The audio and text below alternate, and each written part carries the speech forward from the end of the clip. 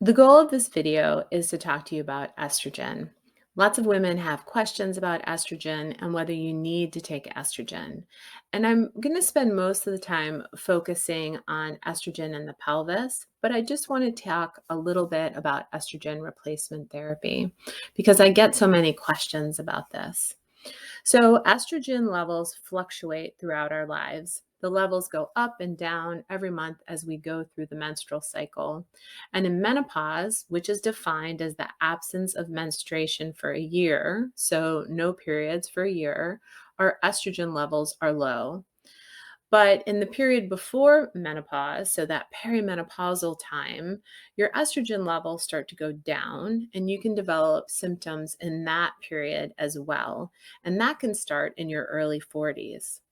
So, right now, estrogen replacement therapy is FDA approved for the following reasons. So, one, vasomotor symptoms or hot flashes, two, prevention of bone loss, three, premature ovarian failure. So when the ovaries aren't working well, and this can be for lots of different reasons. They can just fail, they could be removed, and those women almost always need to have hormone replacement therapy. And then the fourth reason is genitourinary symptoms. So these are symptoms that involve the vulva, the vagina, the bladder, and the urethra. So everything that I'm talking to you about in this video, the data all comes from the North American Menopause Society 2022 Hormone Therapy Position Statement. So I just want you to know that it is all evidence-based and it isn't just my opinion. Right now, hormone therapy remains the most effective treatment for women with vasomotor symptoms, genitourinary syndrome of menopause, and it has also been shown to prevent bone loss and fracture. The risk of hormone therapy really depends on the type of hormones you're taking, the dose, the duration of use, how you're taking it, the timing of initiation, which really means how old you are, and whether or not a progesterone is being used. If you have a uterus, you have to use estrogen and progesterone. If you don't use the progesterone, then the estrogen increases the likelihood of your having an endometrial cancer over time. For women who are younger than 60 and who are within 10 years of menopause and have no contraindication, the benefit risk ratio is in favor of being on estrogen replacement. So that means that the benefits outweigh the risks if you don't have contraindications and you do have symptoms. If you don't have symptoms, you don't need to be on estrogen. For women who are older than 60, or are more than 10 years out from menopause, the risk goes up a little bit. And so it's important to reevaluate that risk with your physician routinely.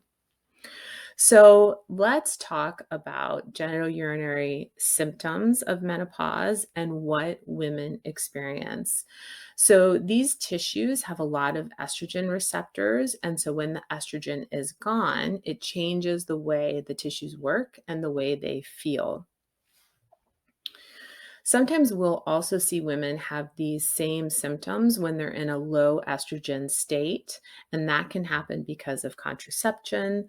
That can happen because of breastfeeding. Those are all states where you can have more progesterone than estrogen and some of these symptoms. So the symptoms include, and you can have some of these symptoms or all of them: dryness of the vulva or vagina, a burning sensation or irritation in these tissues, less vaginal lubrication, and this dryness and lack of lubrication can lead to pain with intercourse. Um, there can be bladder symptoms like urgency and frequency. There can be pain with urination, and there can also be urinary tract infections. So, the lack of estrogen can cause symptoms that feel like a urinary tract infection, but they're not caused by a bacteria. And so, when you have these symptoms, it's always important to double check to see if it's really low estrogen or if it's recurrent urinary tract infections. but low estrogen can actually cause both. So, in this situation, if someone comes in and they're having these symptoms, we'll frequently recommend vaginal estrogen. So that means that we're giving you the estrogen in the vagina, and there are different formulations there, rather than having you take it by mouth or by a patch.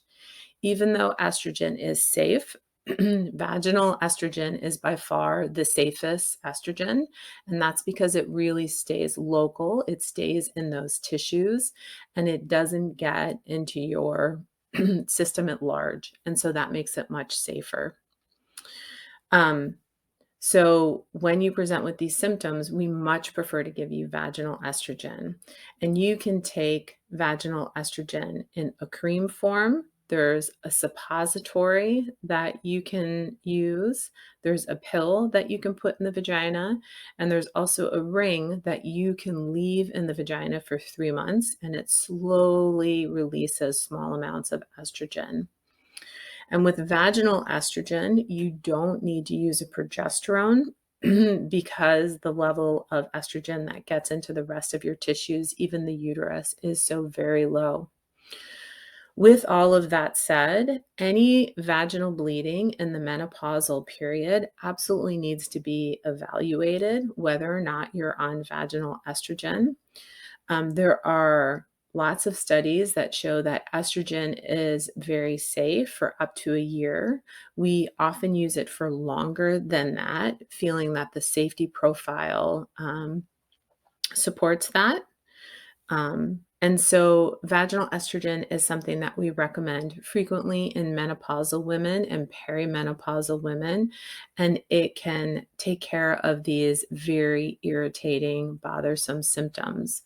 So, sometimes when we talk about a burning sensation or irritation or a lack of lubrication or pain with intercourse, these don't seem like horrible symptoms.